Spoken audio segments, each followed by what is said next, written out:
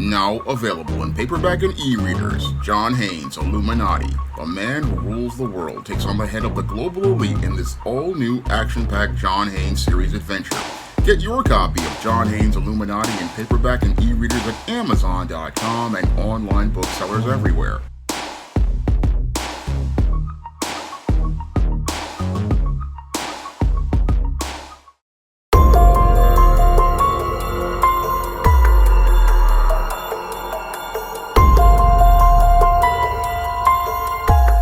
The Oskaloosa County deputy in Florida who shot U.S. Airman Roger Fortson has been fired from his job.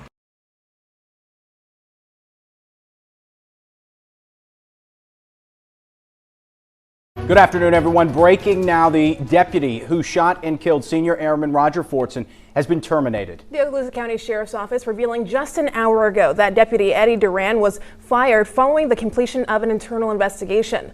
The investigation determined Duran's use of deadly force was not objectively reasonable and therefore violated agency policy. This is separate from the Florida Department of Law Enforcement's investigation, which will determine if Duran should be criminally charged.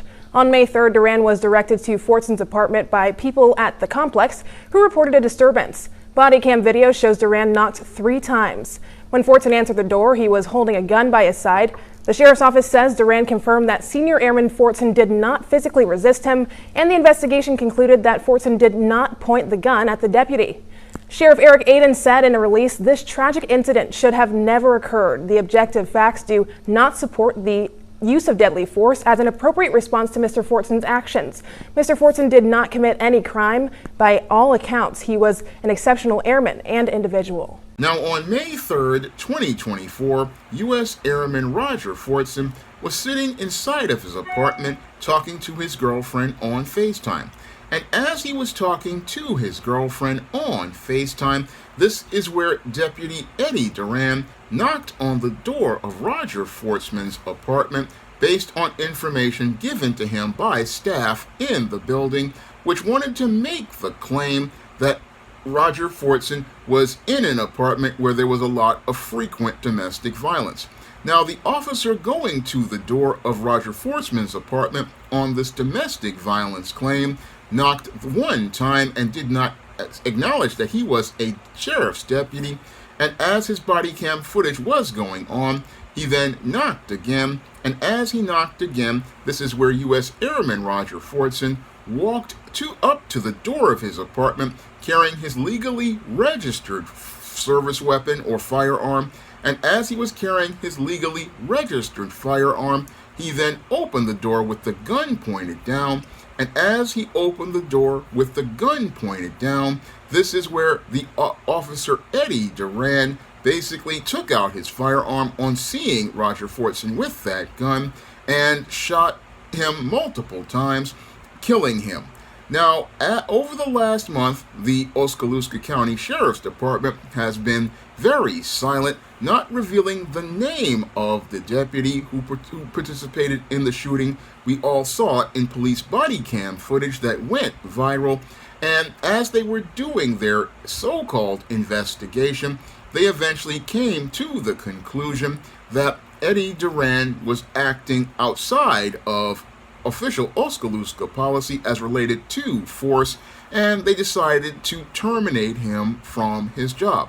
Now, this whole termination of Eddie Duran from his job as a deputy in Oskaloosa County is something that is being done strategically by those white supremacists who run the police department, and it's being done strategically because what they want to do is participate in a passive-aggressive attempt to try to help this man evade being processed through the criminal justice system.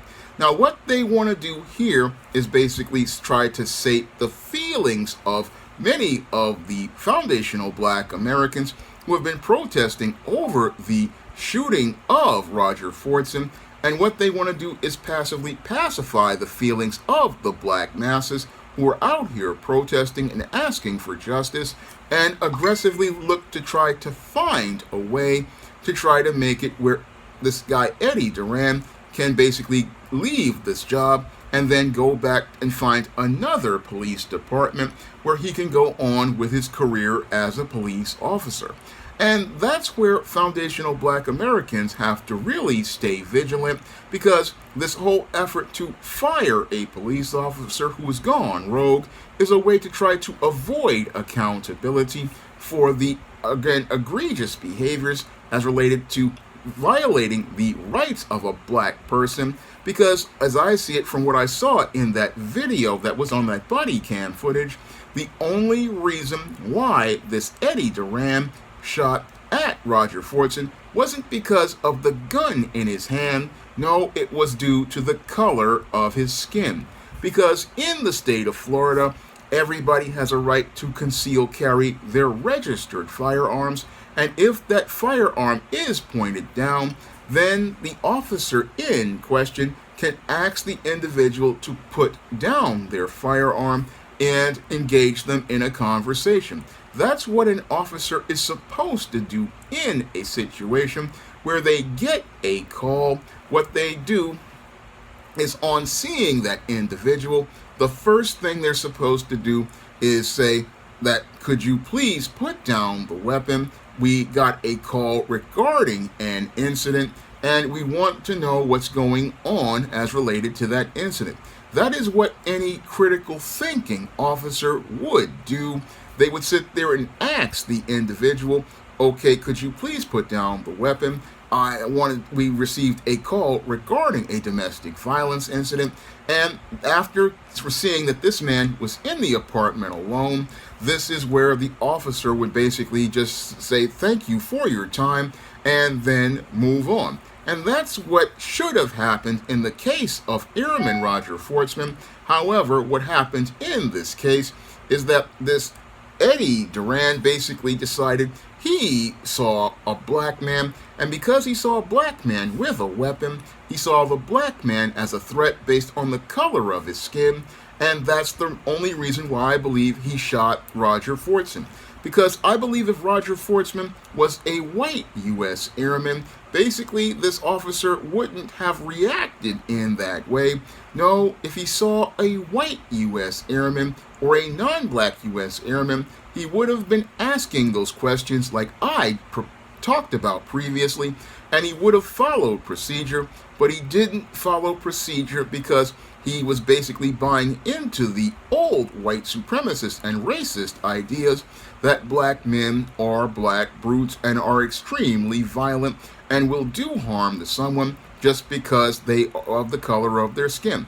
Moreover, when it comes to black people, a lot of these rogue police officers believe that they just have a right to do this. And when it comes to the people at that property, I believe that there was some racism there, because they assumed that the black man's apartment was where the domestic violence incident was. And again, how can you say that it was the black man's apartment is the place that it was when he's clearly living alone? If this man is living alone, how can there be a domestic violence incident? And that really has me thinking that possibly there were some individuals who were jealous of Roger Fortson being a U.S. Airman, having success at 23 years old, being able to live in his own place. And I believe that, some jealous Karen or some jealous individual made that false 911 call. And I believe it was either a false 911 call or somebody basically directing this officer to this apartment. Because again, how is a man living alone talking to his girlfriend engaged in a domestic violence incident? Critical question I have to ask regarding whoever placed the 911 call, because clearly either this officer was sent to the wrong apartment or somebody deliberately sent this officer to this apartment. So I believe that there's somebody else in this situation who needs to be charged as related to meting out justice for Roger Fortson. And that's the thing that everyone in Florida is trying to evade as related to Oskaloosa County. What they're trying to do is evade meting out justice for Roger Fortson. What they're trying to do is make it where they just this officer made a mistake and violated procedure, and he's being fired, so that should be good enough. No, that's not good enough at all. No, when a rogue police officer takes the life of a member of our U.S. military, that's where we need not only the state to step in, but we need the federal government to step in, like it did way back in the 1990s here in New York, when a police officer here had the audacity to brutalize a member of our U.S. Navy and shoot and kill him in the 167th Street train station. And I remember in that situation where that member of our military wound up losing his life at the hands of that police officer, and that police officer was brought to justice inside of the state and federal courts. And the same thing needs to be done here almost 30 years later. I mean, we need to have the same standard of justice, and this individual needs to be punished in the state and federal courts for taking the life of a member of our U.S. military. Because in order for our members of the military to serve our country, they need to be protected and defended by the Constitution they took an oath to protect. And we need to follow up with that by meting out justice as related to the standard of that Constitution, not go out here and look to hold up the unofficial, unwritten policies of white supremacy by looking to give this rogue police officer a pass for participating in taking the life of a member of our U.S. military.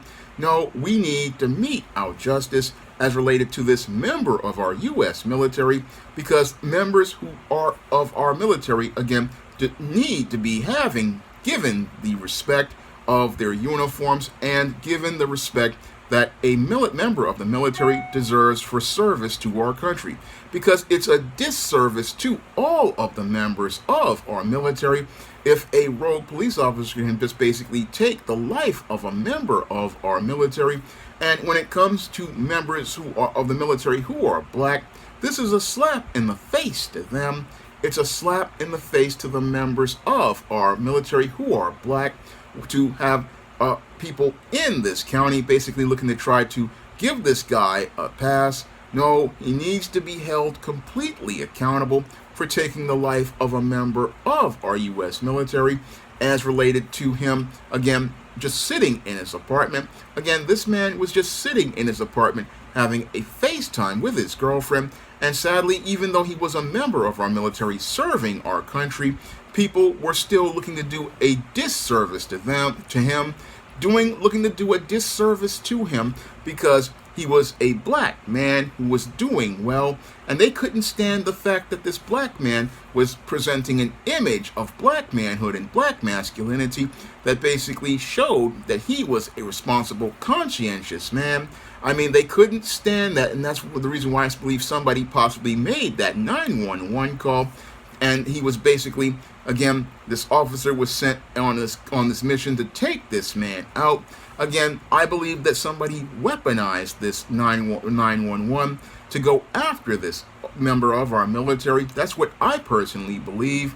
And this guy basically went out here and, again, reacted and just attacked him because he was black. I believe he went out here and shot at him mainly because he was black. So I see all the racism in this picture. I see how people just, again, don't like the idea of a black man being a member of the military and showing that he can be this type of man of great character. And they had an issue with Roger Fortson in that apartment complex based on the color of his skin. Because, again, if he's living alone, how can he participate in domestic violence? And how can there be a series of domestic violence incidents where there's none, where the man is living by himself? So that really, again, shows me the racism here as related to the case of Roger Fortson and why we need justice. And we need a standard of justice that punishes individuals like this deputy. We need a system of justice, again, to punish this individual for taking the life of this officer because he was black. And we also need to find out who made that 911 call that, again, led to the death of Roger Fortson, because I believe that person is equally culpable. I believe that they are equally culpable as related to things, because this person definitely had to know that Roger Fortson was living alone. Because if there was a series of domestic violence incidents, again, you would think there would be records of this type of thing.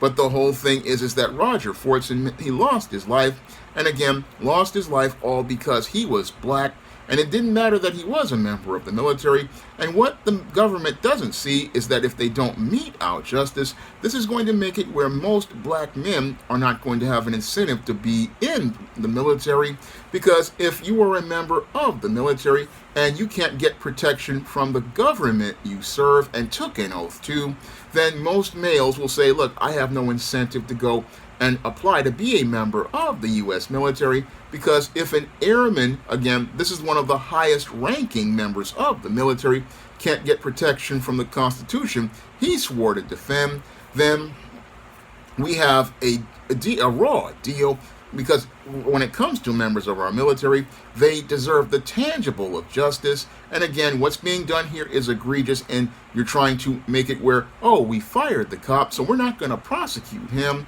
No, we want prosecution to the fullest extent of the law as related to state and federal courts. We want the tangible of justice, because this man lost his life. And when somebody takes the life of a member of our military, that person needs to be put away for an extended period of time, for the next, I say, 25 years to life, because we need to send a message that a member of our military's lives matter. And again, if we don't value the members of our military, like Roger Fortson, we can't ask them to protect and defend a Constitution that doesn't look to protect and defend them. Now, if you want to pick up some of my books that have positive images of black people, you can pick up the books in the SJS Direct Universe, like the ISIS series, the Steam series, the John Haynes series, the books of the Spinsterella trilogy, my black sorority novel, Thetas, my black vampire novel, Eternal Night, and many of my men's issues books. You can find all those books on Amazon.com in paperback and Kindle format. You can also find them at other online booksellers like Draft the Digital, Google Play, Barnes & Noble, and big box retailers like Walmart and Target. And if you'd like to see me make more videos like this, you can drop a donation to the Patreon, the PayPal, or the Cash App by clicking the links in the description box. That's all I have to say for this video. You can comment, rate, and subscribe. Now available in paperback at e-readers, Isis, Dark Incubus. The goddess next door gets enthralled in a romantic entanglement with an evil incubus in this all-new Isis series adventure. Get your copy of Isis, Dark Incubus in paperback and e-readers today. Now available in paperback and e-readers, Isis, Amari's Revenge. The goddess next door is confronted by a Nubian queen out for revenge at the Metropolitan Museum of Art in this inaugural Isis series adventure. Get your copy of Isis, Amari's Revenge in paperback and e-readers at Amazon.com and online booksellers everywhere. Support Black-owned and Black-operated digital broadcast media. www.niceradionetwork.com. Nice Radio Network, broadcasting 24 hours a day, 7 days a week.